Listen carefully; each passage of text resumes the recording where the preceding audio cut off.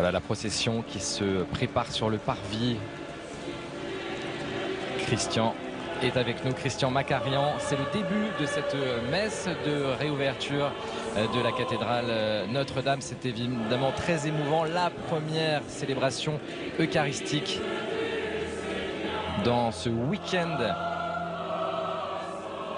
incroyable, exceptionnel. C'est le moment solennel par excellence, celui du recueillement. Ces bannières, c'est important de le signaler, représentent les 106 paroisses parisiennes plus les 7 paroisses orientales de Paris. 113 au total. 113 au total. Bannière fait par le créateur, évidemment, Castelbajac, Jean-Charles Castelbajac. Très très belle bannière. Ça, c'est un symbole important, Christian, ce matin.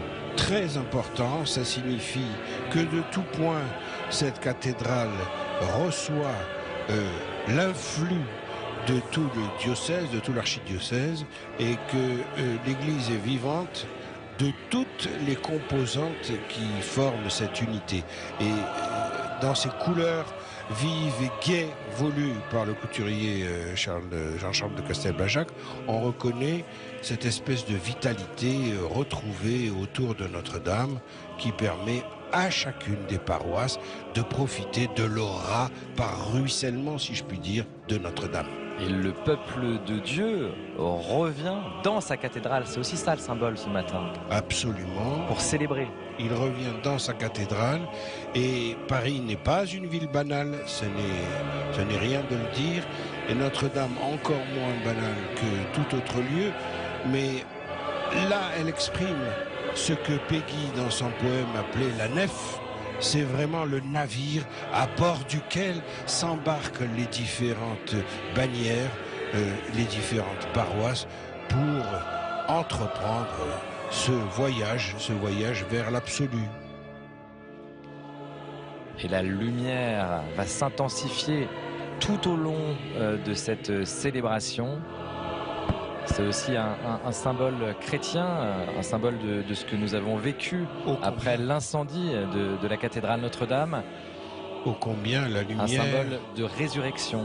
La lumière extraordinaire de la restauration de Notre-Dame que je tiens à souligner parce que l'éclairagiste m'a expliqué qu'il pouvait passer de la lumière d'une bougie à la lumière zénitale juste en quelques fractions de secondes sans que jamais l'assistance n'ait l'impression d'une lumière artificielle. On dirait que des rayons de soleil, comme ceux qui traversent les nuages noirs, d'un coup nous éclairent dans la nature, que des rayons de soleil prennent la place de cette lumière électrique.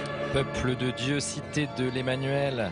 Voilà le chant de cette entrée. Nous sommes accompagnés tout au long de cette célébration par la maîtrise de Notre-Dame, et dirigée par Henri Chalec, le chef de chœur principal, et Émilie Fleury, qui est chef du chœur enfant et du jeune ensemble.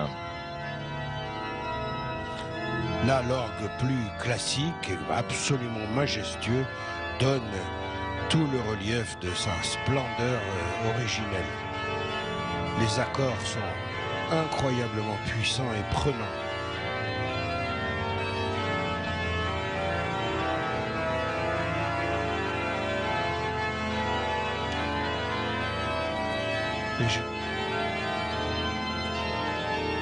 Quelques-uns des vers du poème de Charles Péguy, La tapisserie de Notre-Dame. Étoile de la mer, voici la lourde nef où nous ramons tout nus sous vos commandements. Voici notre détresse et nos désarmements. Voici le quai du Louvre et l'écluse et le bief.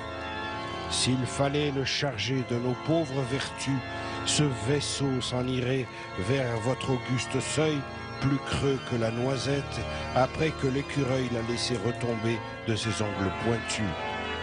Nous n'y chargerons pas notre pauvre maïs, mais de l'or et du blé que nous emporterons, et il tiendra la mer, car nous le chargerons du poids de nos péchés, payés par votre Fils.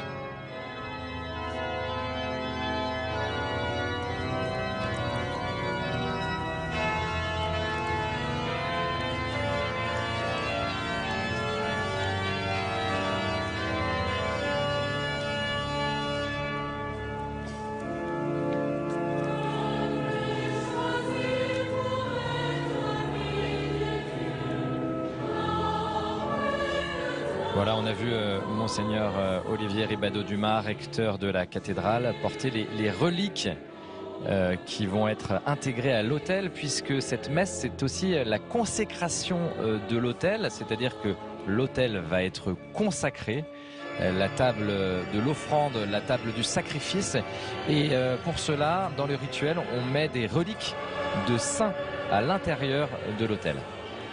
Voilà ces reliques. Voilà les reliques qui suivent l'évangile, l'évangéliaire. On rappelle que cette célébration est présidée par notre invité tout à l'heure, Monseigneur Laurent Ulrich, archevêque de Paris depuis 2022. Le voilà, Monseigneur Ulrich.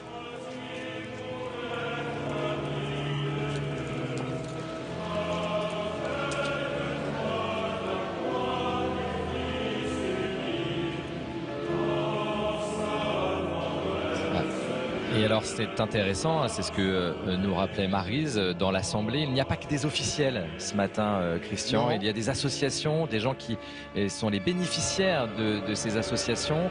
Donc une Assemblée qui ressemble aussi au peuple chrétien.